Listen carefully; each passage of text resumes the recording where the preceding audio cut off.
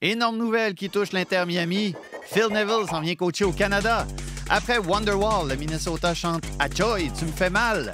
Et Christine Sinclair a 40 ans aujourd'hui, mais il va quand même s'en trouver pour dire que Cristiano Ronaldo a eu 40 ans avant elle. Anne, il n'a même pas été capable de dire son propre nom.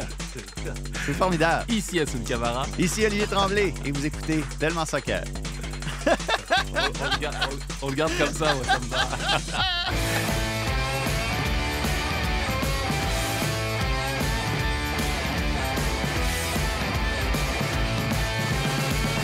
Tomé la decisión de que voy a ir a Miami.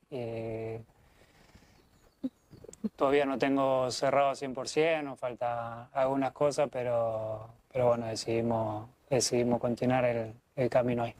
La verdad que tuve oferta de otro equipo europeo, pero ni siquiera la evalué porque mi idea era ir a Barcelona y si no ya salir del Barcelona. Como hablaba antes, creo que llegó el momento de, analizándolo y pensándolo, dejar el fútbol europeo. Mucho más después de haber ganado el Mundial, que era lo que me faltaba para cerrar mi carrera por este lado y bueno, vivir la Liga de Estados Unidos de otra manera y disfrutando mucho más del día a día, obviamente con la misma responsabilidad y ganas de siempre de querer ganar y de querer haciendo las cosas bien siempre, pero con más tranquilidad seguramente. Assun, Olivier, c'est fait. c'est fait. Ben, à part le bout où tu t'assois puis tu signes un contrat. Puis L'essentiel, quoi, tu veux dire. C'est ça. À part le bout vraiment important, c'est fait. Ouais. Lionel Messi s'en vient en Amérique du Nord. Ouais, incroyable. Ouais, incroyable. À ce Incroyable. point-là. Ouais, vraiment. Tu y croyais plus, toi? Bah, j'ai vu l'annonce un peu comme tout le monde, en fait. L'annonce, plus les rumeurs sur Twitter que tu connais si bien. Et c'est vrai qu'à ce moment-là, je me demandais encore, mais attends, c'est vraiment ce qui va se passer là? Ça va vraiment arriver? Genre, Lionel Messi a décidé de venir jouer en MLS. Et je trouvais que, bah, je sais pas, j'ai eu un moment de fébrilité comme rarement j'ai eu, en fait, dans le monde du football. Et je me suis dit, bah ouais, écoute, ça va arriver. Et puis, plus les minutes et plus les heures passaient, plus tu te rendais compte que c'est vers là que ça tendait. Et puis, bah écoute, c'est le terme, incroyable, vraiment incroyable. Et je pense qu'on réalise peut-être pas encore la pleine mesure de cette annonce-là. Mais tu as eu tes moments de doute, donc. Ouais. Mais tu sais qui n'a pas eu ces moments de doute? Non, dis-moi. Écoute ça. Toi, tu penses que c'est logique, que ça se pourrait que Lionel Messi se ramasse dans la MLS? Éventuellement, oui, mais toi... C'est plus logique que l'Arabie Saoudite. Non, mais tu penses que ça peut arriver rapidement, Rapidement. cette année? Cette année. Je ne sais pas si ça peut être dès cet été, là. Mais là, je veux ton opinion, je je veux veux que dire, tu te peut-être commettes, là. Je veux dire, moi, à la place de Lionel Messi, je serais déjà tanné de jouer au Paris Saint-Germain. Salut Assun. Mais je veux dire... Mais là, tu dis, qu'est-ce que tu fais de sa legacy? Non, oui, mais son héritage est déjà assis depuis un mois. Il a gagné la Coupe du Monde pour l'Argentine. Mais pourquoi il irait en MLS? Pourquoi il irait aux États-Unis? Qu'est-ce que ça lui rapporte? Merci, Jacques-Alexis, pour le contenu. De un, parce qu'il aime déjà cette région-là du monde. Ah, il va en vacances à Ok, Miami. c'est ça, exactement. Il va en vacances à Miami. Il y a déjà ses assises un peu là-bas. Puis, dans l'optique où tu viens de signer un contrat de 10 ans avec Apple en tant que championnat, Apple doit bâtir le premier service de web diffusion pour un championnat au complet là, en Amérique du Nord. C'est jamais arrivé. Il y a eu des matchs du baseball majeur sur Apple TV, mais là, tous les matchs. 10 ans, 250 millions. Si Lionel Messi arrive en MLS, puis qu'un peu partout dans le monde, il y a plein de curieux qui veulent voir jouer Lionel Messi en Amérique du Nord et tout ça, pour Apple, Apple a toutes les raisons du monde d'essayer de convaincre Lionel Messi de venir jouer ici, par exemple. Donc, toi, tu penses qu'il y aurait des petits points bonus, un peu de sous donnés par Apple pour convaincre Lionel Messi de venir? Ce que je te dis, c'est que la MLS, Apple, l'Inter Miami, tout ça, ont tous des bonnes raisons que Lionel Messi vienne aux États-Unis. C'est au mois de janvier, ça. Bravo, Oli. La date du mois de janvier. Ouais, Si vous écoutez Tellement Soccer, vous le saviez. exactement. Hein? Avant même Messi. Avant... tu dis ça. Tu dis ça, mais moi, j'ai vraiment l'impression que dès le moment où David Beckham fait l'acquisition de cette franchise-là, qui place ça à Miami et tout ça. Clairement, c'était ça l'intention dès le début. Puis tu vois, bon, c'était quand? C'était cet hiver en plus, qui est allé faire un tour du côté du Paris Saint-Germain. Puis ça jase avec Messi, comme ça. Comme si de rien n'était. Ouais. C'était clairement un plan. Ouais, non, 100%. 100%. Après, écoute, la surprise, entre guillemets, peut-être, c'est de le voir arriver dans ces conditions et à ce moment-là. Qu'est-ce que tu veux dire? Ce que je veux dire, c'est que Lionel Messi, il est champion du monde en titre. Il y a à peine 6 mois, il était élu meilleur joueur de la Coupe du Monde. C'est pas un retraité qui s'en vient à MLS. Là. C'est ça. Et ça, il est au sommet, entre guillemets, aujourd'hui, même s'il est plus proche de la fin que du début. Mais c'est un joueur qui est au sommet, qui est au top, justement, de son art, entre guillemets, et de l'aura et du rayonnement qu'il a planétaire. Là. C'est pas un joueur dépassé ou c'est pas un joueur défraîchi. Là. Et donc, le voir arriver, en fait, dans ce timing-là, de cette façon-là, maintenant, moi, c'est ce qui me surprend le plus. On avait la possibilité de le voir retourner au Barça. C'était dans les discussions aussi. Et le fait de choisir concrètement de venir en MLS, pour moi, c'est un coup de maître, comme tu l'as dit, en fait, de la MLS déjà, mais surtout de la résultante du deal avec Apple. Je veux dire, quand tu arrives justement au début, peut-être te poser des questions, te dire où est-ce que va cette entente, pourquoi est-ce qu'on fait ce mouvement-là. On se rappelle du scepticisme aussi de pas mal de partisans aussi qui disaient peut-être décrocher du soccer à cause de ce mouvement-là. Et puis finalement, tu te rends compte que c'est un des plus beaux mouvements en fait qui combine le sport et le business, entre guillemets, parce que tu te rends compte que tu peux être placé en Argentine, au Burundi, au Sénégal ou en Inde. Il suffit d'un clic, en fait, pour aller voir Lionel Messi jouer au soccer en Amérique du Nord. Et ça, pour la Ligue, c'est juste... c'est exceptionnel, en fait, et c'est incroyable. Et j'avais dit à des amis aussi, dans pas mal de discussions, un jour, la Ligue 1, par exemple, va se réveiller et va se dire, mais qu'est-ce qui se passe, vraiment? Ils vont être dépassés par un mouvement...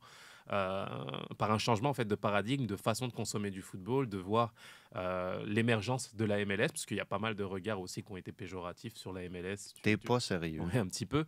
Et puis pour le coup, quand je vois les nouvelles, quand je vois le journal L'Équipe par exemple, et je vois les interventions de certains observateurs, là j'ai l'impression qu'ils se disent ok, il se passe quelque chose là-bas, et j'ai l'impression qu'on prend cette ligue bien plus au sérieux aujourd'hui. Ce serait peut-être bien que ces observateurs-là qui font amende honorable sur la MLS fassent amende honorable sur le Tour des Pyrénées féminin, par exemple. On jase. Mais là, tu le dis, là, il s'en vient à l'Inter Miami, part du Paris Saint-Germain. Tu n'as pas peur, même si c'est un champion du monde, que la marche de la Ligue 1 à la MLS soit trop haute, puis qu'il crash. Non, mais je fais des blagues, là. Je fais des blagues, bien entendu, mais où est-ce que tu situes, malgré tout ce qu'on vient de dire, le niveau de Lionel Messi, d'une part, pour les 2-3 prochaines années dans la MLS, comment ça va cadrer avec tout ça. Et là, il s'en va dans une équipe où ça va pas bien, là. J'ai fait une blague en ouverture sur Phil Neville. Il vient d'être congédié par l'Inter Miami. Ça fait quelques semaines. Là, il s'en vient comme adjoint de la sélection masculine du Canada. Et Messi, tu parles, le fameux nouveau challenge dont tous les joueurs parlent, c'est un vrai challenge pour Lionel Messi de remonter l'Inter Miami, là. Ça l'est dans un sens aussi.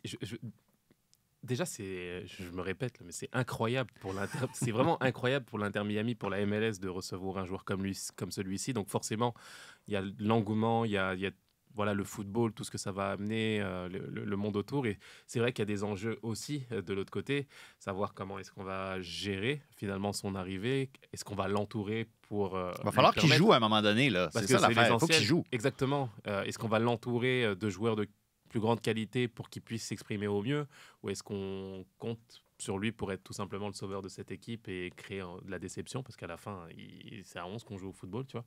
Donc c'est toutes ces questions-là qu'on a hâte de voir, mais je pense vraiment que pour moi, ça va être... J'espère en tout cas, j'ai envie de le voir investi dans ce projet-là. J'ai envie de le voir heureux, tout simplement, parce que c'est les amoureux du football qui seront heureux de le voir jouer dans de meilleures conditions. Et pas comme je l'ai vu tout simplement à Paris. À Paris, c'était juste pas possible. Le mariage n'a pas fonctionné. Il en a parlé d'ailleurs, la semaine dernière, quand il a fait son annonce. Concrètement. ça a été dur, les mots qu'il a employés envers Paris. Il était carrément pas heureux, là. Exactement, et c'est tout ce qu'on veut pas voir, justement. Tu avais l'impression que c'était voilà, la pire des punitions, en fait, d'être au Paris Saint-Germain pour lui. Et Paris s'est tout simplement trompé aussi dans ce casting-là. Donc, moi, je pense que il y aura un certain enthousiasme pour lui d'arriver là. Il sait qu'on va l'accueillir de la meilleure des façons. Et je pense que David Beckham et son équipe de recrutement feront en sorte de lui ramener des joueurs je sais pas, moi, t'imagines si tu avais Messi, par exemple, en MLS, Busquets, qui était là, je sais pas, Jordi Alba, qui t'offrait en fait un rayonnement de football qu'on n'a jamais vu ici en MLS. Moi, je serais curieux de voir ça et ce serait vraiment, vraiment génial. Ben justement, comment est-ce que tu vois l'influence de Messi s'exercer sur le championnat en tant que tel? Parce que là, on ne sait pas exactement combien de temps il va être à Miami, mais on voit déjà, sans même que ça ait été annoncé officiellement par l'Inter Miami, le prix des billets un peu partout dans les villes où Messi va potentiellement aller jouer. C'est la folie, Olivier. C'est la folie furieuse. J'ai été jouer au foot. Les joueurs, les équipes, les joueurs de la MLS ont déjà souhaité bienvenue à Messi sur les réseaux sociaux. Ça se réjouit de le voir débarquer en MLS. Mais là, comment ça va changer concrètement, là? Ça va tout changer, je pense. Je vais donner 2 exemples. J'ai écouté la conférence de presse de Bruce Arena après son match ce week-end. C'est jamais pas bon, une conférence de Bruce Arena. Il y a toujours quelque chose. C'est ça. Et ancien entraîneur de Los Angeles Galaxy à l'époque où Beckham arrivait. Et il parlait justement de cette comparaison avec l'arrivée de Lionel Messi. Il disait que c'était juste fabuleux et incroyable, en fait. Et il pesait ses mots, justement, dans le changement de paradigme. Il y aura un avant et après Lionel Messi, tout simplement. Et je pense vraiment que ça va attirer bon nombre de joueurs qui vont vouloir déjà regarder ce qui se passe ici et s'inscrire, pourquoi pas, dans un projet. Mais pour faire ça, il va falloir faire des changements. Il va falloir... Dans les règles, c'est extrêmement contraignant. C'est vrai. Dans les règles, je pense que la Ligue... justement, doit s'ajuster à cette nouvelle réalité aussi. Et ça se discute, là, forcément. Et je pense que voilà, ça va accélérer justement la position de la Ligue sur pas mal de choses et qui va se corréler au regard de certains publics aussi. Moi, hier, j'ai passé un après-midi tranquille au Café Olympico avec des amis amoureux. Est-ce que ta matinée avait été tranquille, Non, par exemple? plus dur. Je me suis fait mal à la cheville. Il s'est encore blessé, les amis. Faut pas le dire. Mais ça va, c'est pas Je dirais pas si c'est la gauche ou la droite. C'est la gauche, comme ça, j'essayais de te protéger. Non, faut le dire. Blessure au bas du corps, les amis. Ouais, faut le dire. Et du coup, on a enchaîné dans les discussions avec des partisans qui ne venaient pas spécialement voir des matchs de MLS. Ils consommaient du football à l'international, bien entendu. Les Eurosnobs. C'est ça, le Manchester City de Guardiola, le champion d'Europe, on va le dire. Exactement, il faut le dire, bravo. Bravo. Le Real de Zidane, etc. Tu vois, c'est vraiment leur football à eux. Et hier, il y a quelque chose qui a changé. L'arrivée de Lionel Messi et l'engouement que eux avaient sur la volonté de découvrir la MLS. Là, soudainement, ils s'intéressaient aux Rapids du Colorado, au Real Salt Lake. Non, mais je te jure, 100%, ils ont envie de découvrir des joueurs. Ils ont vu que Messi était là. Ils ont vu qu'il y avait son compatriote Almeida à Atlanta. Ils se disent, OK, il se passe quelque chose ici. Ils voient les stades. C'est les discussions qu'on avait justement. Venir au stade Saputo, est-ce que ça va être une option pour eux aussi de s'intéresser justement à ce qui se passe dans la Ligue et à leur club local qui est ici aussi, hein, qui fait du foot ici à Montréal. J'ai l'impression qu'il y a quelque chose que j'avais jamais vu auparavant et qui risque de changer, comme on l'a dit concrètement, le regard sur la Ligue. Tes amis, savais-tu que tu avais joué en MLS ou c'est juste... Ça va. Quand même, un petit peu. Ils s'intéressaient à toi quand tu étais joueur. Un puis petit ça... peu, ouais. Ouais, non, mais voir jouer, oui. Oui, non, mais c'est une réalité, tu vois. Ils venaient, ils connaissaient la Ligue, bien entendu, par le passé, mais quand tu la regardes de loin et que tu as un regard péjoratif, tu as besoin justement d'influence de grands joueurs qui te font changer ce regard. Et lorsque tu as tout simplement le meilleur joueur du monde qui aurait toutes les possibilités non seulement de signer en Europe s'il le voulait, au Barça, ou d'aller chercher des milliards en Arabie Saoudite, et qui choisit de venir... Tu es en train de dire qu'il y avait le choix, ça? Un petit peu, j'imagine, ouais, un petit peu. Ça influence le monde du football et forcément, quand ce choix vient de Lionel Messi, le reste du monde va changer de regard sur la MLS. Mais là, forcément, l'Inter Miami a un certain degré d'ambition. Ouais. D'autres clubs en MLS ont peut-être un degré différent d'ambition. Ouais. Est-ce qu'on va se retrouver avec une ligue à 2 vitesses? Est-ce que de plus en plus, on va s'approcher, sans dire que ça va ressembler à une ligue européenne, ou est-ce qu'il y a 4-5 clubs qui vont essayer de jouer le haut de tableau, puis après ça, les autres, j'allais dire jouent le maintien, tu joues pas le maintien en MLS, là, mais tu as peut-être des projets sportifs différents. C'est de bonne loi de parler de projets sportifs différents à Montréal. Comment est-ce que ça, tu vois ça s'articuler? Mais ça peut être le risque, c'est vrai. Même si moi, personnellement, j'espère que les dirigeants de chaque club auront l'ambition, justement, de faire grandir leur franchise, de la faire évoluer, de se servir de ce levier-là pour se dire, OK, on peut faire notre chose à nous aussi, notre recrutement à nous, et offrir un spectacle à la hauteur de ce que... Peut-être pas à la hauteur d'un Messi, mais d'amener des joueurs de plus haute qualité et un spectacle alléchant pour les partisans locaux. Donc, j'ai du mal à imaginer, en fait, de vouloir être président ou propriétaire d'une équipe et ne pas avoir l'envie de voir son équipe rayonner. Tu vois, c'est ça la réalité du football. Je pense que Mais tu choisis comment tu veux rayonner. À C'est- Montréal, par exemple, on veut... C'est ça le projet. C'est Oui. d'avoir des jeunes que tu fais grandir, puis là, tu es fier de voir un Georgi Mihalovic aller s'épanouir ailleurs par Ouais, la mais suite. ça t'empêche pas d'avoir un attaquant de qualité que tu vas chercher en Ligue 1, en Première Ligue ou en Ou Espagne. en et qui Arabie soit- Saoudite après son contrat de 2 ans. Peut-être aussi un Benzema. Hein? ou- Ça, c'est juste pour toi, Jacques-Alexis, derrière la console. Non, ce que je veux dire, c'est que l'un n'empêche pas l'autre. Aucun joueur ne doit être pris au détriment du projet sportif global, tu vois. Pardon, mais si tu as un joueur qui rentre justement dans le projet et qui peut te permettre de faire grandir ton équipe, et pourquoi pas, au contraire. Et je te parle de joueurs de ce type, mais un Nacho Piatti qui était inconnu du grand public, qu'on va chercher en Angleterre, en Argentine. je suis fatigué, en Argentine, pardon. Et qui... On ne dira pas aux Argentins que tu les Non, as appelés les ouais, Anglais, c'est là, ça, parce ça que risque de ça va faire faire mal. ouais, exactement. Et de ramener un Nacho Piatti et d'en faire une star ici, je pense que tu peux justement travailler sur cet aspect-là et recruter aussi de cette façon. Donc l'un n'empêche pas l'autre. Est-ce qu'il y a quand même un danger qu'on crée une classe supérieure de citoyens en MLS puis que ce soit tout le temps les mêmes équipes qui gagnent? Ou est-ce que la conception de ce championnat-là, avec les éliminatoires et tout ça, tu peux te faufiler 8e, 9e, il n'y a pas de problème, tu peux quand même être couronné champion? Est-ce que ça nous protège un peu en quelque sorte si on est partisan d'une équipe un peu... Oui. Je parlais de Colorado puis de Salt Lake, mettons, tantôt. Là. Mais je veux dire, s'il y a bien un championnat qui permet justement d'essayer d'avoir une certaine homogénéité, c'est bien la MLS. T'as beau avoir Mais est-ce une- que ça va perdurer? C'est ça la question. C'est la question, mais je veux dire, avec le recrutement XXL qu'a fait Toronto, par exemple, depuis 2 ans, on a l'impression Marche pas plus. qu'ils allaient survoler la Ligue, tout simplement. La réalité fait que la MLS, c'est compliqué, match après match, de se présenter et d'aller chercher des points. Donc, on a ces exemples-là concrets qui nous montrent que voilà, faut se battre, qu'il y a des bonnes équipes qui travaillent très très bien. Moi, quand je vois Columbus jouer, j'ai l'impression que c'est vraiment une des équipes en vogue en tout cas qui nous offre du football de qualité. La deuxième équipe préférée des Montréalais. Dans un sens, ouais. Et qui offre justement du football de qualité. Donc, il y a possibilité d'avoir de beaux projets, de se projeter, de créer des entités qui nous permettent de contrer ces recrutements XXL. Mettons que l'Inter Miami rate les éliminatoires. Chose qui est très, très, très probable. Tu sais, il se passe quoi? Est-ce qu'on change les règles pour que les 12 meilleures équipes Juste pour de baisser. chaque conférence passent? Ouais.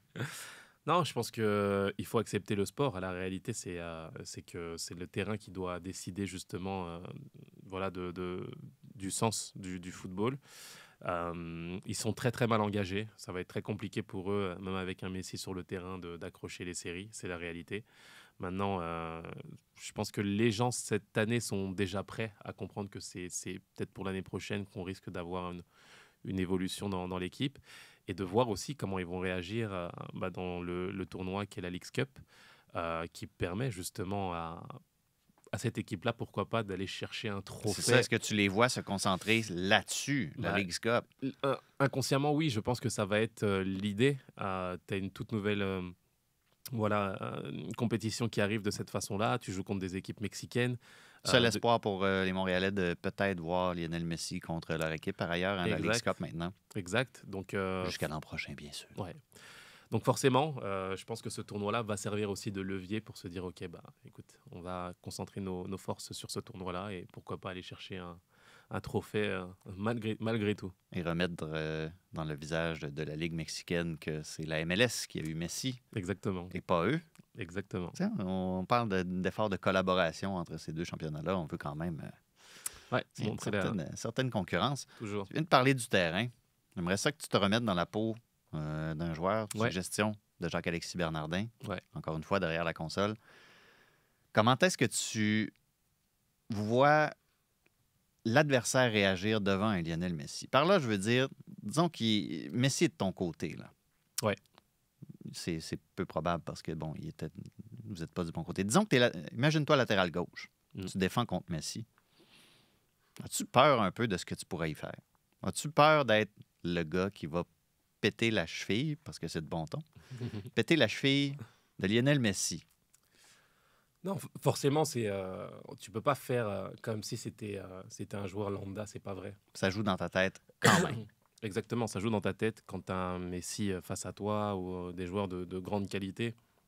Bah forcément, tu te prépares différemment. Tu sais que il y a tous ces enjeux-là, que tu seras beaucoup plus observé face à lui. Donc ça, c'est en amont du match.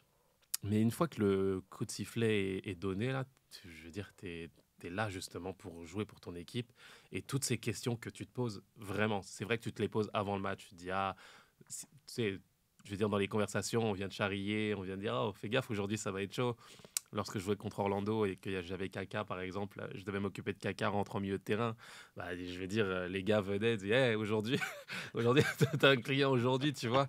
Donc, tu fais attention à ça, puis plus que la blessure, c'est le fait de prendre une toilette vraiment de la part de ces joueurs-là où tu sais que... Une toilette de caca? C'est ça. Voyons donc. Exactement. Sacrifice, ça sonne. Pardon. Et tu sais que c'est épouvantable. Il y a des enfants qui écoutent. C'est épouvantable. En tout cas, les miens écoutent, je pense. Exactement. Ça va être la question à la maison. Papa, quelle toilette de caca? Pourquoi vous avez parlé de ça? Mais bref. Ça va être très bon, ça, sur Instagram, dans un reel. Exactement. Très, très bon. Et mais justement, tu vois, c'est toutes ces questions-là. Mais une fois que le coup de sifflet est donné, sincèrement, tu rentres dedans, tu fais pas attention à ça. C'est un adversaire comme tous les autres. Il y a eu David Beckham aussi, contre qui j'ai joué mais il n'était pas... Il était plus dans le coin où Davy Arnaud traînait. Oui, puis Davy Arnaud ne devait pas se gêner pour aller... Oui, exact. Mais quand il y avait justement... Quand tu as Jesse Marsh comme entraîneur, puis on connaît l'historique entre les deux en plus. Aussi. Et des Est-ce que Jesse, dans le vestiaire, était comme, hey, lui, là, on l'haït, OK? Vengez-moi. Non, pas spécialement. Justement, il essaye de nous sortir justement de tout ça et de nous concentrer sur l'équipe en tant que telle. Mais c'est sûr que je me souviens d'avoir une petite invective avec Beckham sur le terrain. On s'est poussé une fois ou deux. Tu rentres à la maison, puis là, c'est ta sœur qui a regardé le match depuis la France, qui dit « Hey, tu touches pas à Beckham !» Tu touches à tout le monde sauf Beckham, tu vois. Bon, c'est tous ces aléas-là qui sont autour du match. Désolé, sœur, ça marche pas comme ça, là. Mais écoute, c'est ça. Moi, c'est un bonheur, en fait, d'imaginer qu'il y a des jeunes ici qui vont avoir l'occasion de jouer contre Lionel Messi, des choses qui étaient totalement inespérées il y a à peine 2 semaines. Je me dis qu'un Mohamed Farsi, par exemple, à Columbus, qui a travaillé fort pour atteindre son rêve en MLS, se retrouverait dans la possibilité de jouer contre son idole d'enfance, Lionel Messi, dans un match officiel. Il est encore là, il n'est pas du bon côté du terrain pour être directement contre lui, c'est malheureux. C'est peu importe, en fait. C'est que tu vas jouer en fait contre des illustres joueurs de cette façon-là. Moi, j'espère que chacun va en profiter de la bonne façon, en fait, pas être admiratif sur le terrain, au contraire, d'y aller pour jouer, pour travailler pour son équipe et avoir la fierté de battre un illustre joueur comme lui. Et DeAndre Yedlin va jouer dans la même équipe que Lionel Messi. Exactement. Corentin Jean. Légende de Newcastle. Corentin Jean, en espérant que ça ne soit pas trop fait mal. On l'a vu sortir ce week-end avec une blessure au genou. Mais de voir des joueurs de cette façon... Ça va pas bien à Miami. Non, ça va pas bien du tout. Ça va pas bien du tout. Mais imaginez justement ces joueurs-là, même s'ils risquent, à mon avis, d'avoir un petit peu de changement d'ici là. Oui, forcément. Déjà, il y a 3 joueurs désignés à Miami. Ouais. Ça, c'est une chose. Il va falloir soit s'en débarrasser d'un cavalièrement ou utiliser du TAM, par exemple. Toutes sortes de choses qui peuvent se passer sur le plan des règles. Et peut-être que ça va intéresser justement, l'embauche de Messi, c'est peut-être ce que ça va prendre pour que les gens s'intéressent réellement à toutes ces petites particularités-là de la MLS. C'est gentil, Gamme, petite particularité. Ça va être formidable. C'est tout un fouillis, on comprend rien. Je veux dire, c'est là où justement ça peut être difficile pour les amateurs de soccer mondiaux qui connaissent la façon dont marche le football à l'international. Et je pense vraiment que c'est important justement d'essayer d'éduquer au mieux ou de simplifier certaines règles, comme tu le disais, pour que l'adoption se fasse beaucoup, beaucoup plus facilement. Moi, je pense que la Ligue 1 serait meilleure avec du GAM. Tam. Tu penses? J'ai envie de te dire oui, mais écoute. Je pense pense que PSG qui est obligé d'aller chercher, pour payer tous ses salaires mirobolants, le PSG doit aller chercher du GAM, échanger le droit de regard. Ça prendrait beaucoup. Avec le mode de recrutement qu'ils ont, crois-moi, je pense pas que les gens du bureau seraient contents d'avoir à gérer tout ça. C'est peut-être ça que ça aurait pris pour que Lionel Messi reste en France. Peut-être. Qui sait. Mais regarde, on va attendre que l'encre soit bien séchée sur le papier pour... C'est ça. On le sait que ça s'en vient. La MLS, le commissaire, le propriétaire de l'Inter Miami sont trop à fond la caisse là-dessus pour que ça ne se produise pas. Je pense qu'il faudrait que l'Arabie Saoudite propose à Lionel Messi d'acheter le pays au complet rendu là pour qu'il se rende là-bas. Messi s'en vient en MLS. T'as ton écharpe déjà, là. Tu pourras partir, je te l'offre. Tu pourras partir après c'est gentil. À la fin. Je vais garder mes chaussettes. Tes chaussettes, c'est ça. Hein? Mes chaussettes. Le jour où ça a été annoncé, j'avais mes chaussettes de l'Inter Miami. C'est vrai. Aujourd'hui, j'ai des chaussettes de Ted Lasso, donc je ne sais pas qu'est-ce qui va se passer aujourd'hui. Est-ce qu'on va annoncer un spin-off de Ted Lasso? On va voir ça. Je ne sais pas, mais on verra. On va revenir sur Messi quand on va s'approcher peut-être de la date de ses débuts officiels. Mais entre-temps, on va parler juste un tout petit peu du CF Montréal. Il n'y a aucun changement dans ma routine. Après, je travaille.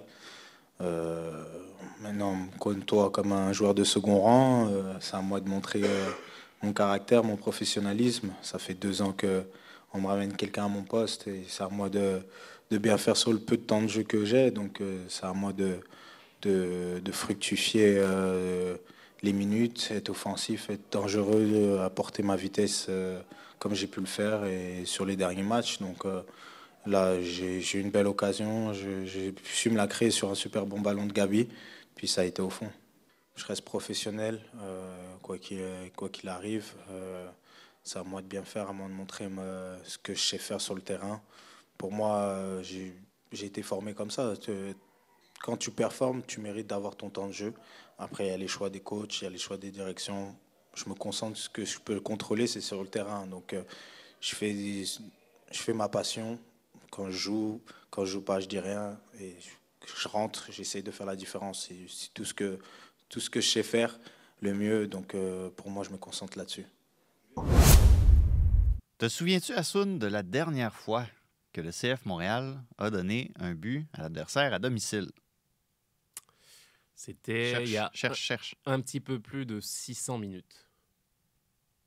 De jeu, pas dans la vie, parce que ça fait pas très longtemps, 600 minutes. Hein? Oui, c'est vrai. 15 avril. 15 avril contre DC.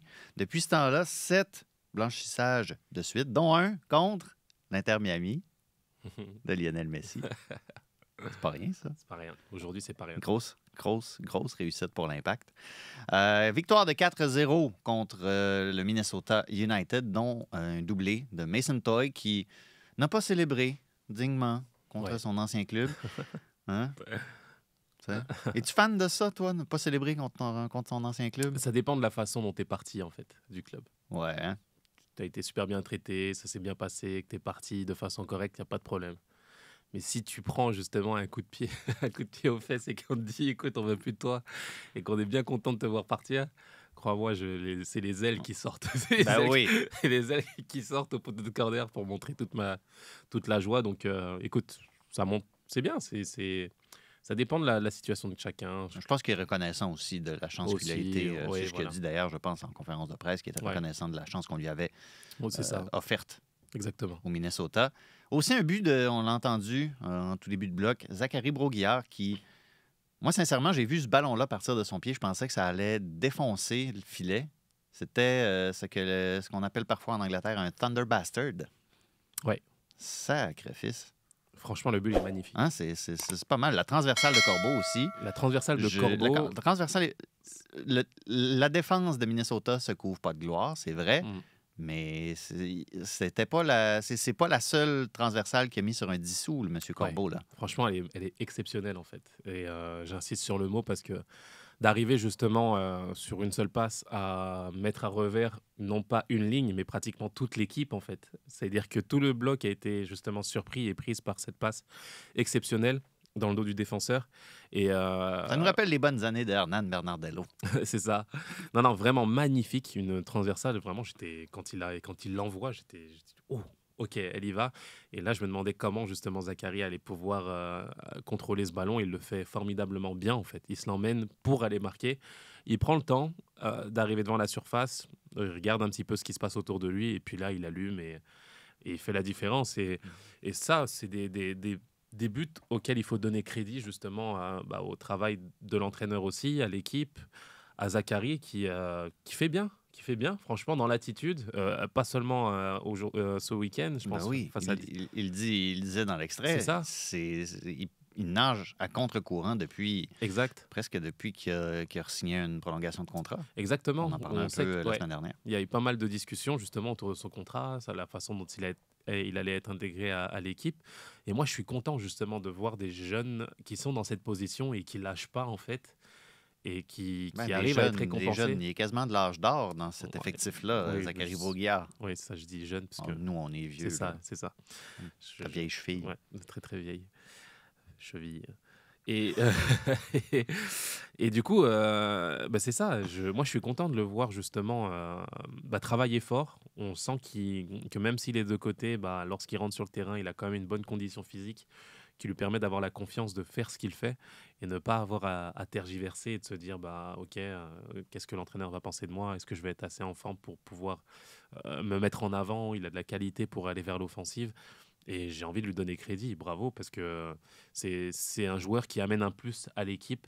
Et on est bien content justement d'avoir cette émulation et de se dire que ok, il y a de la concurrence, il y a des joueurs qui sont impliqués dans le projet et qui ne lâchent pas. Et c'est vraiment ce qu'arrive à faire Zachary aujourd'hui. J'ai aimé le match de George Campbell, franchement. Ouais. Il m'épate de plus en plus. Je pense que Vincent Détouche, la diffusion qui soulignait avec justesse qu'il va. C'est un garçon qui va au bout de ses actions. De ses idées, des fois, on le voit débarquer parce qu'il a juste continué une action de manière très verticale. Il est à côté de l'attaquant, puis bon, il prend le temps de se replier ensuite, puis ça va. Ouais. Mais je pense que c'est quelque chose que l'Assada veut aussi. Tu veux des gens impliqués, tu veux des gens qui ont confiance en leurs propres moyens. Plus que ça, qui jouent avec de la personnalité. Ouais. Que tu arrives justement à ressortir du match en te disant, ok, moi je connais la qualité bien entendu de mes joueurs, mais je veux qu'ils l'assument, qu'ils puissent s'exprimer pendant tout le match. Et moi, c'est ce que j'arrive à voir en ce moment, en fait. Bien entendu, tu as parlé de Campbell, mais de beaucoup de joueurs. Camacho, il retrouve des couleurs. Son but, hein? C'est ça. C'était pas mal. Mais c'est ça, c'est que les gars arrivent à s'exprimer, à mettre leur empreinte justement au niveau de leur qualité. Sur la relance, il arrive à prendre des risques, à essayer de casser les lignes avec confiance. Je veux dire, on voit l'empreinte justement de chaque joueur et c'est ce qui me plaît. C'est que c'est un bon entraîneur, c'est un entraîneur qui arrive justement à mettre en lumière les qualités de chacun. Et malgré justement la défaite en coupe, où on aurait pu se dire qu'on va remettre en question pas mal de choses, arriver justement à rectifier et à mettre en valeur des joueurs. Je parlais de Sinussi aussi la semaine dernière, Ibrahim. Moi, il me plaît dans son attitude aussi, dans ce qu'il amène, dans la fraîcheur qu'il amène. Je trouve que c'est un joueur qui est sous-estimé en termes de qualité. Je trouve qu'il a beaucoup de potentiel et que ça peut être un facteur X vraiment dans la saison. Et il l'est déjà d'une certaine façon. Je veux dire, le lien qu'il amène offensivement, la créativité aussi qui nous manquait énormément, nous donne envie de suivre cette équipe et de leur dire bravo pour ce que vous faites. 4-0 à domicile de cette façon, il n'y a rien à dire. C'est une très très belle soirée. 4-0 à domicile en bleu. En bleu, exactement, oui. Franchement, là aussi... Ça t'a fait plaisir. Hein? Ouais, j'étais vraiment content. Écoute, ça fait du bien. T'as joué en bleu. Ouais, c'est ça le club. Ça fait du bien. Ça fait du bien, justement, de revoir ces couleurs. Ça fait du bien de sentir que les partisans sont tout aussi contents. Je me souviens, il y a 3 semaines, je ne sais plus pour quel match, j'étais au stade à la boutique. avec un ami qui est Ton venu de ami France. qui voulait Oui, un maillot, Marseillais. un maillot principal. Voilà. Exactement, un Marseillais, etc., amoureux de l'OM, etc. Je l'emmène à la boutique et puis on fait un tour. Je lui dis, bon, on peut sortir. Il me dit, mais pourquoi on peut sortir? J'ai pas vu le maillot. Je lui dis, pourquoi t'as pas vu le maillot? Il me dit, mais vous avez pas un maillot domicile? Je dis, si, c'est celui-ci, c'est le gris. Elle a dit, quoi? Elle dit, c'est la couleur justement du club. Je dis, Ben, bah plus ouais, maintenant, les amis. c'est ça. Et C'est terminé. Cette impression-là, je pense que beaucoup de partisans l'avaient ressenti. Et écoute, moi j'ai adoré revoir justement le bleu de cette façon-là. La tenue est magnifique, vraiment, vraiment. Et je trouve que voilà, c'était une soirée réussie, 4 étoiles sur tous les thèmes. Ben, t'es pas tout seul à avoir pensé ça parce qu'on a reçu beaucoup de bons commentaires. Vous a demandé sur les réseaux sociaux qu'est-ce que vous aviez pensé de ce nouveau maillot-là. Je veux juste évacuer cette question-là. Beaucoup de commentaires sur BMO est trop gros. C'est ça un commanditaire sur un maillot de soccer, les amis. Je sais pas comment vous dire ça autrement. C'est ça la réalité. Ouais. Si vous voulez un maillot, pas de commanditaire, Vous allez trouvez-vous à l'Inter de un Milan. Sporting Kansas City 2012. Il n'y avait pas de commanditaire. Il était très beau. Mm. Il était très, très, très beau. Barcelone, avant qu'il... Avant quoi? Qui file au Qatar. C'était le premier... C'était UNICEF en premier? L'UNICEF. Ouais. UNICEF, puis ensuite Qatar Foundation. Ouais, c'est ça. Trouvez-vous ces maillots-là. Hein? Mais c'est ça la réalité. Hugo qui dit sobre et efficace, et c'est surtout nettement mieux que le style station de ski de jadis. Hein? On aime ça, un petit 10 à l'ancien logo. Ça, j'ai trouvé ça intéressant. Steve qui dit classique et simple, il est beau, mais j'aurais aimé quelque chose d'un peu plus hors de l'ordinaire, un peu comme celui pour le jour de la Terre. C'était vrai que c'était pas mal, ça. Il Les était maillots beau, pour, celui-ci. c'était un Original. maillot pour le jour de la Pour Terre. le coup, il fallait le donner. C'était très, vraiment... très original. J'aimais ça. Vraiment. On parlait de la finale perdue à Vancouver tantôt. Daniel qui dit que le maillot arrive une journée trop tard. On a joué une finale hier soir en gris contre un club en blanc. C'est ça. Ça fait du bien d'enfin retrouver nos couleurs. C'est ça aussi, quand on parle d'attachement émotionnel aussi, hein, c'est fou comment une couleur peut prendre une telle signification. Exactement. Éveiller des sentiments. Ouais. Et peut-être pas eu beaucoup de commentaires vraiment dans la déception, là. Mais notre ami, on l'appelle Serge, Loïc, qui dit joli bleu, mais un style assez anonyme. Ça, tu vois, je te vois sourciller. Qu'en est-il de la raison du retard sur le message en langue des Premières Nations? Cela a été tout simplement supprimé? Point d'interrogation. Visiblement, oui, ça n'apparaît pas. Je peux comprendre qu'on ait pris le temps de bien faire les choses parce que visiblement, ça avait été un peu fait à la va-vite, cet aspect-là, un danger d'appropriation culturelle et tout ça. Je pense qu'on est loin de ça avec le maillot qui a été dévoilé. Et Hassoun Camara est un fan. J'ai bien aimé, vraiment. Hassoun a bien aimé. Le maillot du Canada, comment tu le trouves, lui? Le maillot du Canada, écoute, on en avait parlé il y a quelques temps. Moi, je l'aime bien. Je trouve que c'est un maillot qui... ton de noir. Oui, c'est ça. Je suis sûr que c'est un débat qui devrait justement, que je devrais avoir avec Jab, Jacques Alexis, qui a toujours justement une... Je le vois gesticuler du coin de l'œil. C'est ça, une revendication qu'il n'aime pas. Bah écoute, moi j'aime bien. Ouais. J'aime bien ces couleurs. Ben, en tout cas, il y en a 25. Il y en a 25 des joueuses qui vont porter ce maillot au cours des prochaines semaines prochaines.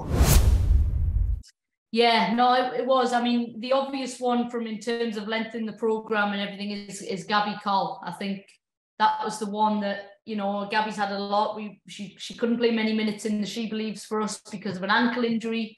Gabby's played a lot of minutes in NWSL. I think ultimately the decision came down to a young Jade Rose who, in all my experiences, when she's put on a Canadian jersey for us, she's excited. She's brought something. She's versatile, so she can play fullback, centre back, and I'd argue she could probably play holding midfield. And so I think versatility was a big decision-making factor. And you look at both Shalina coming back, Kadisha coming back. You know, you've got to weigh in all on these things, but ultimately Jade Rose squeezed in there. And I think, you know, I can't take away from Jade. I think she absolutely earned that. But if you're asking me the one position that we dove into a whole load of footage, statistics and everything was that fullback, that extra fullback position. But I think the Jade being able to play 2 positions and the 3 other fullbacks ahead of the players up for selection, I think did that justice. But I think, yeah, it was a very difficult conversation with a Gabby and a Bianca, because I think highly of both of them. I think everybody does, and that speaks volumes to the depth of the roster in that position. Avant d'enchaîner sur ce que la sélectionneuse du Canada, Beth Friesman, vient de dire, c'est l'anniversaire de Christine Sinclair aujourd'hui, hein, 40 ans. Oui. Aimerais-tu ça être fit comme ça à 40 ans? Je me sens Mal parti, je me sens pas si mal. Par quelques petits accidents avec Ta les cheville, amis sur le terrain, mais ça va. 40 ans, ça va encore. Je me sens bien. Okay. Mais ouais, 40 ans, écoute, c'est une force de la nature, elle. C'est une performance. Franchement, d'arriver à cet âge-là, à jouer au plus haut niveau, il faut lui donner vraiment crédit dans la... Je veux dire physiquement, mais surtout mentalement, en fait. De répéter les efforts, de rester justement dans ce milieu qui est éprouvant aussi, qui demande beaucoup, beaucoup de sacrifices. Et ça montre justement toute la force de caractère et la personne qu'elle veut être au plus haut niveau. Donc, bravo et joyeux anniversaire. Oui, joyeux anniversaire, Christine Sinclair, qui nous écoute régulièrement. Et donc, la semaine dernière, on a appris le nom des 25 joueuses convoquées au pré-camp de la Coupe du Monde. Il faudra écrémer ça, remettre ça à 23 noms avant le tournoi. Beth Friesman qui a d'ailleurs dit que si c'était rien que d'elle, il y en aurait déjà 23, mais il y a des soucis sur le plan des blessures qui font en sorte qu'elle en amène 25. Et les noms dont elle parlait en ouverture, c'est Bianca Saint-Georges, de Notorious B.S.G., et Gabrielle Carl, qui n'ont pas été convoqués. Surpris? Bianca Saint-Georges, oui. Vraiment, je trouve que c'est...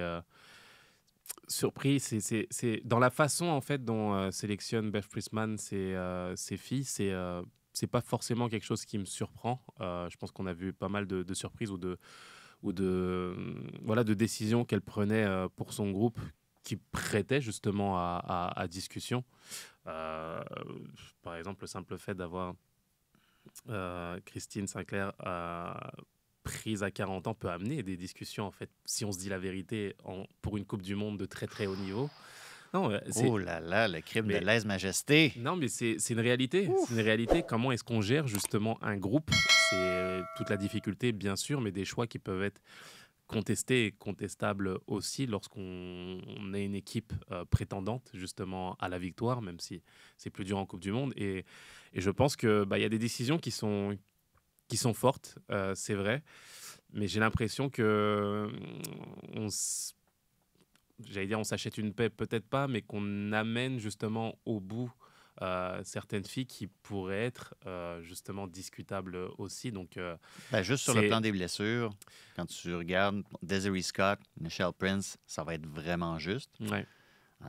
C'est pour ça qu'on a notamment convoqué Marie-Yasmine Alidou, qui, dans le giron de l'équipe canadienne, on la considère vraiment au poste qu'occupe Desiree Scott, même si ce n'est pas ce qu'elle fait en club avec Family Count. Puis on disait que ça allait être dur pour elle d'intégrer la sélection avant la Coupe du Monde, etc. Puis elle est dans les discussions, justement, donc ça, c'est beau aussi.